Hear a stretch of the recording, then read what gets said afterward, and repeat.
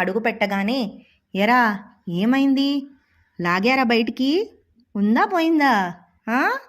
అని మళ్ళీ ప్రశ్నల వర్షం కురిపించేశారు తాతగారు.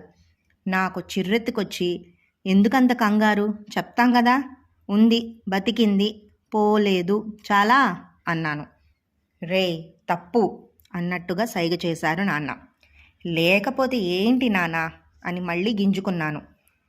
ఈ అరుపులు విని ఈలోపు మా మామ్మ వచ్చేసింది.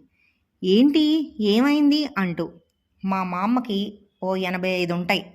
మామూలు చెవుడు కాదు, బ్రహ్మ చెవుడు. ముస్లమ్మ, పాకలో ముస్లమ్మ నూతిలో పడిపోయిందట అని అరవటం మొదలుపెట్టారు తాతగారు. ఆవిడకి మొదలు కాడ్నుంచి మళ్ళీ చెప్తూ. అయ్యయ్యో, ఎలాగ మరిప్పుడు, మీరు దిగి తీయండి, వెళ్ళండి అంది మా అమ్మ.